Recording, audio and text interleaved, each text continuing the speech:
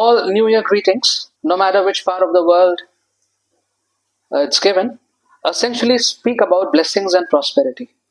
जितने भी नव वर्ष की जो कामनाएं होती हैं, विशेष होते हैं, संदेश होते हैं, चाहे किसी भी देश में हो, किसी भी क्षेत्र में हो, उन सब में समृद्धि और आशीष के वचन उसमें होते हैं. And material and financial prosperity is considered paramount in these New Year greetings. और खास तौर से जो भौतिक और आर्थिक अभिवादन जो है वो इन सारे संदेशों में आपको मिलेगा. We must have come across so many New Year greetings this year, and somewhere there's blessings, prosperity, financial blessings. इस प्रकार की आपको ग्रीटिंग्स संदेश आपको जरूर देखने को मिले होंगे. And each individual also plans. हर एक व्यक्ति जो है विशेष वो भी योजनाएं बनाता है. Individual plans for a better future and improve finances. हर व्यक्ति कोशिश करता है कि आने वाला जो समय है, भविष्य है, उसमें मेरे आर्थिक अवस्था और कुछ अच्छी होने पाए और अच्छे से मैं अपने वित्तीय जो बातें हैं उनको मैं अच्छे से और योजना बनाने पाऊं. And over the years we see that people have improved the standard of living. जो जीने का स्तर है वो लोगों ने उसको ऊंचा उठाया है. And they have also increased their net worth. और जो उनका मूल्य है आर्थिक में वो भी लोगों ने अपना आगे बढ़ाया है. So if that is the case, where every prudent person plans and invests and multiplies his wealth, अगर यही बात है कि हर एक व्यक्ति जो है वो अपने जो उसके आर्थिक अवस्था है उसको वो बढ़ाता है, अच्छा करता है, then why is the rich farmer in this parable called a fool? तो फिर इस दृष्टांत में ये जो धनी किसान है इसको परमेश्वर ने, यीशु ने मूर्ख क्यों कहा? Why is he called a fool? He had a good produce. उसकी जो उपज थी बहुत अच्छी थी. He needed more space to store that produce. उसको और जगह चाहिए थी उस सारे भंडार को ठीक से रखने के लिए जो उसका अनाज उपज हुई थी. He arranged a place. He wanted to arrange a place to store that produce. और वो सारे उपज को रखने के लिए संभाल के उसको और जगह चाहिए थी. And he was making provisions for the future. और आने वाले समय के लिए वो तैयारी कर रहा था, योजना बना रहा था. But he is threatened that his life will be taken away. परमेश्वर ने, यीशु ने इस दृष्टांत में उसको धमकी दी कि तुम्हारे प्राण तुम्हारे से आज रात ले लिए जाएंगे. Your life will be taken. And all his hard work will go in vain. और जितना भी मेहनत उसने करी है वो सब मेहनत तुम्हारी बर्बाद हो जाएगी. And before we begin to sympathize with the rich farmer, we must read verse 21. जिससे पहले कि हमारी सहानुभूति इस अमीर किसान के साथ हो जाए, हम 21वां पद पढ़ेंगे. And in verse 21, Jesus says, "This is how it will be with whoever stores up things for themselves, but is not rich towards God." देखो, उस व्यक्ति के साथ भी कुछ ऐसा ही हुआ है. वो अपने लिए भंडार भरता है, किंतु परमेश्वर की दृष्टि में वो धनी नहीं है. So we want to look at this parable. Want to put this parable in perspective and look at 3 teachings about wealth, about us and God. इस दृष्टांत को देखेंगे और 3 बातें हम शिक्षाएं इससे लेना चाहेंगे, संपत्ति के बारे में, अपने बारे में और परमेश्वर के बारे में, इस संदर्भ में, in this context. And as we try and understand this from the Bible, from this parable, we must make sure at the end of it we don't identify with the rich farmer of this parable. अंत में हमारी कोशिश ये रहे कि ये जो धनी किसान है, मेहनती किसान है, धनी किसान है, हम इसके स्वरूप में आपको ना पाए. And the first thing that we pick from this parable is be careful and watchful of greed. That's the first thing that we see over here. कि सबसे पहली बात जो है कि हमें ध्यान रखना है कि लालच से हम बच के रहें. According to the Oxford Advanced American Dictionary, Greed means, it's written over there, a strong desire for more wealth, possessions, or power than someone needs. I was struck by the meaning of this dictionary. कि Oxford जो American dictionary है, जो उनका अनुवाद है, उसमें लिखा हुआ है कि लालच किसी व्यक्ति की आवश्यकता से अधिक धन, संपत्ति या शक्ति की तीव्र इच्छा होना. This is what greed is according to the Oxford Dictionary. And Jesus says in verse 15, watch out, be on your guard against all kinds of greed. A man's life does not consist in the abundance of his possessions. इसको हिंदी में पढ़ दीजिए please, 15वें पद को. और उसने उनसे कहा, चौकस रहो और हर प्रकार के लोभ से अपने आप को बचाए रखो, क्योंकि किसी का जीवन उसकी संपत्ति की बहुतायत से नहीं होता. Now Jesus says, watch out and be on your guard. Hindi में लिखा है कि चौकस रहो. Now to be watchful and to be on guard means that you are under attack. That's why you have to guard. You have to protect.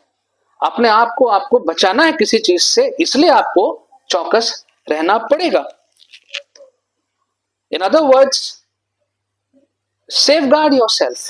अपनी रक्षा करो. And this means that we are always under some kind of an attack for greed. And we have to protect ourselves from it. इस लालच या लोभ से कहीं ना कहीं हमारे ऊपर हमले होते रहते हैं और इससे हमें अपने आप को बचाना है. Now see, these days we have new ways to get rich faster, because everything is on a fast track and there are so many videos and books on how to get rich faster, कि हम जल्दी से अमीर कैसे बन जाए. So you have new investment plans, नई नई योजना है जहां पे आप अपना पैसा लगा सकते हैं. And you have these bitcoins where you can invest. Bitcoins आप खरीद सकते हैं. Digital investment, सब ऑनलाइन आप अपना पैसा इधर उधर लगा सकते हैं, because they give you fast returns, promised fast returns. जल्दी आपका पैसा बढ़ जाएगा. Investment in plots and other projects like that. So all of them are trying to tell us, well, look, you don't have to wait for a long time, but really you can get your money fast to multiply and you can become rich soon, fast. बहुत जल्दी आप अमीर बन सकते हैं और अमीर बनने के तरीके बहुत से हमको बताए गए हैं. And Jesus continues in the parable and Jesus says, a man's life is not measured by the abundance of his possessions. यीशु ने कहा, किसी भी व्यक्ति का जीवन उसकी संपत्ति की प्रचुरता से मापा नहीं जाता है. The Lord has no interest in the abundance of such possessions. ऐसी संपत्ति, इतना सारा धन संपत्ति में परमेश्वर की कोई रुचि नहीं है. And somewhere in disguise in all of this there is greed. कहीं ना कहीं छुपे हुए रूप में इन सब चीजों के पीछे जो है वो है लालच. Jesus said in Matthew 6:19 to 21. Matthew 6:19 to 21. Jesus said, do not store up for yourselves treasures on earth where moth and rust destroy and where thieves break and steal, but lay up for yourselves treasures in heaven where neither moth or rust destroys and where thieves do not break in or steal. For where your treasure is, there your heart will be also. Hindi में पढ़ दीजिए 6:19 से 21 मत्ती. इसलिए पृथ्वी पर धन इकट्ठा ना करो, जहाँ कीड़ा और काई बिगाड़ते हैं और जहाँ चोर सेंध लगाते और चुराते हैं, परंतु अपने लिए स्वर्ग में धन इकट्ठा करो, जहाँ न तो कीड़ा और न काई बिगाड़ते हैं और जहाँ चोर न सेंध लगाते और न चुराते हैं, क्योंकि जहाँ तेरा धन है वहाँ तेरा मन भी लगा रहेगा. So the first thing that the Lord is teaching through this parable is be careful and watchful of greed. किसी भी प्रकार के लालच, चाहे वो प्रत्यक्ष रूप से हो चाहे वो छुपे हुए रूप में हो, उससे अपने आप को बचा के रखें. Secondly, God is saying, be careful of I, me and myself syndrome. दूसरी चीज जो यहां सीखने को मिल सकती है वो ये कि मैं और मेरा की जो बीमारी है, इस बीमारी से ध्यान रखें, अपने आप को बचा के रखें. I work very hard. This is the fruit of my labor. I have the right to spend my money. It is for my future. It's I, me and myself. कि मैं बहुत मेहनत करता हूं, ये मेरे मेहनत का फल है और मुझे अधिकार है कि मैं अपने पैसे को खर्च करूं और ये मेरे भविष्य के लिए है. तो ये मैं और मेरा की जो भावना है और जो विचार है, इससे हमको बच के रहना है. Let's look at verses 17, 18 and 19, verses of the same text, 17, 18, 19, Luke chapter 12. About the farmer. This farmer, he thought to himself, what shall I do? I have no place to store my crops. Then he said, this is what I'll do. I will tear down the barns and build bigger ones, and there I will store all my grains and my goods. And I will say to myself, you have plenty of good things laid up for many years. Take life easy, eat, drink, and be merry. So all this farmer is thinking about himself and how all his wealth can serve him and his future. In Leviticus 25:35, the Lord says, if any of your fellow Israelites becomes poor and are unable to support themselves among you, help them as you would a foreigner and stranger, so that they can continue to live among you. यदि तुम्हारे Israeli भाइयों में से कोई गरीब हो जाए और तुम्हारे बीच अपना भरण पोषण करने में असमर्थ हो जाए, तो उसकी सहायता ऐसे करो जैसे तुम किसी विदेशी या अजनबी की करते हो, ताकि वह तुम्हारे बीच में रह सके. In this parable, we don't see anywhere this rich farmer having any space for anybody else, because all he can think of himself, all he can think of how he can be merry, how can he can have an easy life, eat, drink, and be merry. But that's not what the Lord says. Whatever wealth the Lord has given us, we are only stewards of it. जो कुछ भी परमेश्वर ने हमें धन दिया है, देता है, हम केवल उसके भंडारी हैं. And it is the Lord's money. Even what we earn is the Lord's money. जो हम भी कमाते हैं वो परमेश्वर का धन है. And this person has no place for helping anyone. But that's not what the Bible says. वचन हमको बताता है कि कैसे हमें औरों की मदद करनी है, अपने धन से औरों की मदद करनी है. Jesus taught us to take care of widows and orphans. And that requires sacrificial giving. इसमें आवश्यकता है कि हम बलिदान करके, त्याग करके हम लोगों की सहायता करें. The farmer in this parable had no intention of helping anyone in need. ये जो यहाँ पे किसान है, धनी किसान है, इसकी कहीं कोई इच्छा नहीं दिख रही है कि वो किसी और की कोई भी मदद करना चाहता है. In 1 Corinthians 6:13, Paul says, you say food for the stomach and the stomach for food, but God will destroy them both. भोजन पेट के लिए है और पेट भोजन के लिए है, परंतु परमेश्वर इसे और इन दोनों को नष्ट कर देगा. What about helping financially in the kingdom of God? परमेश्वर के राज्य में हम अपने धन से, अपनी संपत्ति से, अपने संसाधनों से कैसे हम परमेश्वर के राज्य में हाथ बटा सकते हैं. Prophet Elijah was helped by a poor widow. You know the story? This poor widow, she had nothing. और ये जो गरीब विधवा स्त्री थी, इसने एलाइजा की मदद करी, भले उसके पास कुछ भी नहीं था. In the New Testament we see in the temple a poor widow comes and gives all she had. जो भी उसके पास था उसने दे दिया. And Jesus commended her offering. Jesus said she is richer and she has given more than others. यीशु ने कहा कि इस स्त्री ने औरों से ज्यादा दिया, परमेश्वर के राज्य के लिए दिया. We look at the early church in the Acts of the Apostles, which we have recently read, the seniors have read because of the test. In Acts of the Apostles we see that all the people in the early church, they sold their possessions and they shared with each other. अपने अपने संपत्तियों को बेच करके वो एक दूसरे की सहायता कर रहे थे. And God says in Haggai chapter 1 verse 9, Haggai 1:9 में परमेश्वर कहते हैं, you expected much, but see, it turned out to be little. What you brought home, I blew away. Why, declares the Lord Almighty? Because of my house, which remains a ruin, while each one of you is busy with your own house. तुमने बहुत कुछ आशा की थी, परंतु देखो वो बहुत कम निकला. जो तुम घर लाए थे मैंने उसे उड़ा दिया. क्यों? सेनाओं को यहोवा की यह वाणी है, मेरे घर के कारण जो उजड़ा पड़ा है और तुम में से हर एक अपने घर में व्यस्त है. I know in Grace Bible Church people are giving. It's a giving church.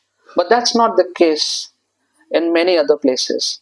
बहुत सी और कलीसियाओं में ऐसा नहीं है. Grace Bible Church के लोग परमेश्वर को देते हैं, हम जानते हैं. Recently there was a wedding which where Pastor Shimi and I were there. And I'll not name the church, although you can guess it. But the roof was falling apart. It's a very ancient church. And many people come to visit there, take photographs, they've heard about this church.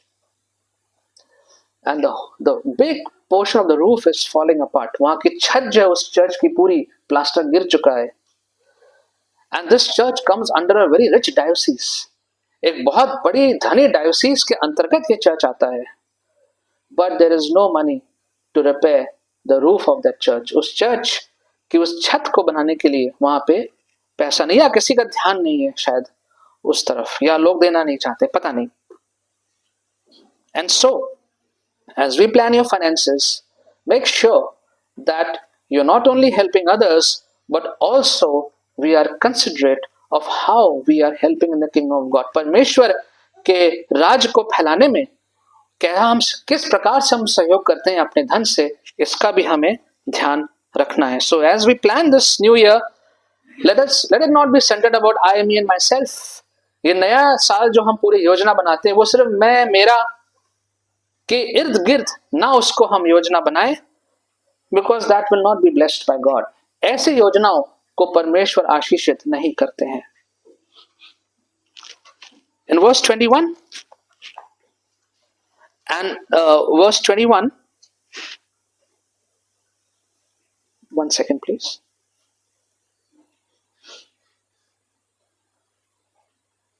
Yes, thirdly, if you look at verse 21,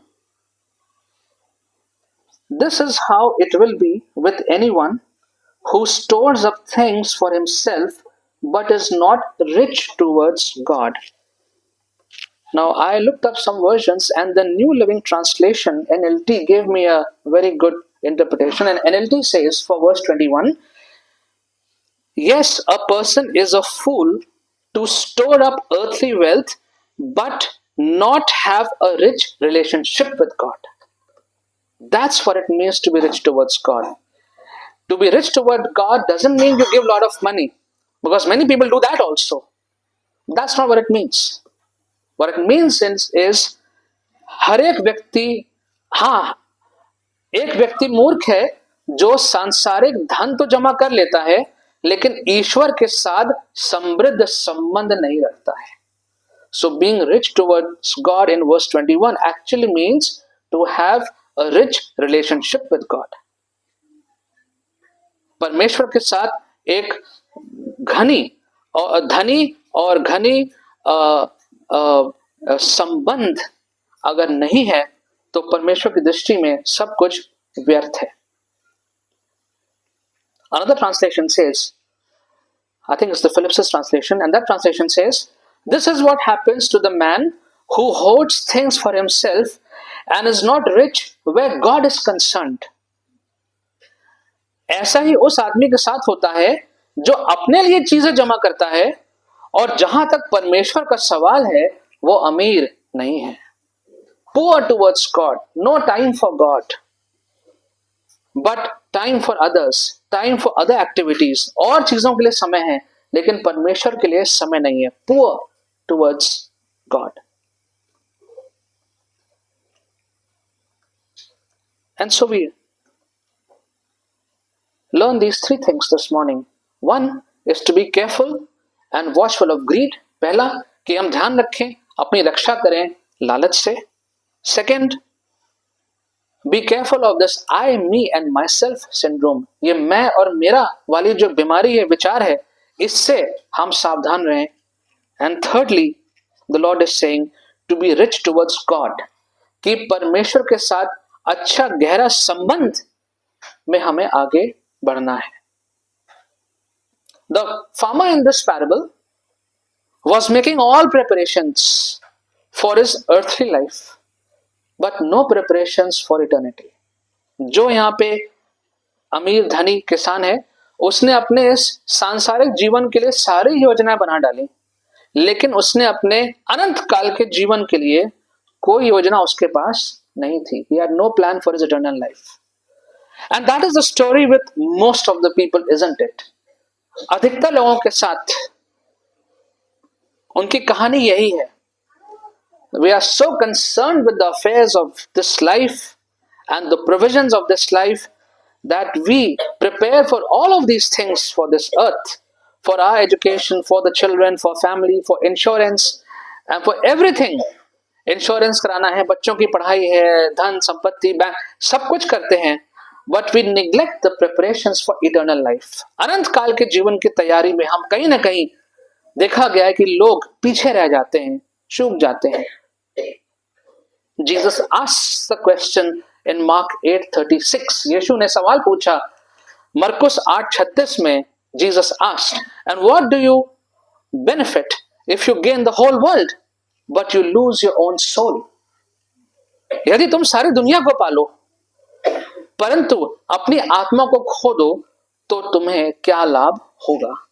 What will it profit me if I plan in this whole year everything and I do it well and I earn praises, I plan everything very well, but I neglect my eternal life preparations. What will it profit me?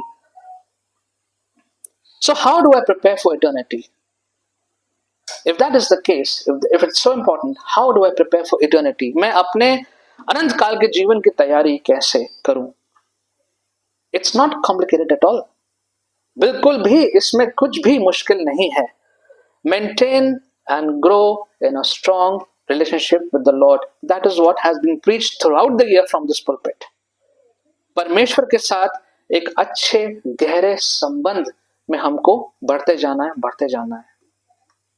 If you are not sure about all this, अगर आपके मन में संदेह है कि ये कैसे करना है, समझ में नहीं आ रहा है, where am I standing? Where am I in this parable? इस दृष्टांत में मैं कहाँ हूं, आज के संदेश में मैं कहाँ हूं, where am I? Then simply you can invite the Lord Jesus in your heart. That's all. प्रभु यीशु को अपने हृदय में निमंत्रण दे सकते हैं. Lord, I want to be your child. I want to spend eternity with you. हे परमेश्वर, मैं तुम्हारा बच्चा बनना चाहता हूं और मैं अपना अनंत काल तेरे साथ बिताना चाहता हूं. Read the word, meditate, pray and obey. परमेश्वर का वचन पढ़ें, उस पर ध्यान करें, प्रार्थना करें और परमेश्वर के आदेशों का पालन करें. Let me end with Matthew 6:33, a very familiar thought given by Jesus. यीशु ने मत्ती 6:33 में कहा, Seek ye first the kingdom of God, and above all, live righteously, and He will give you everything you need. सबसे बढ़कर परमेश्वर के राज की खोज करते रहो और धार्मिकता से जीवन बिताओ और वो तुम्हें वो सब कुछ देगा जिसकी हमें आवश्यकता है. आइए प्रार्थना करें. Father, we thank you that you are our Jehovah Jireh and you have provided for all our needs of the past year and the past years. आपने हमारे सारी आवश्यकताओं की पूर्ति करी है. Lord, there is no reason for us to have any doubt, any fear about our future. कोई भी कारण नहीं है प्रभु कि हम आप पे संदेह करें, व्याकुल हों कि हमारा इस आगे भविष्य में क्या होगा. Help us, Lord, to trust you.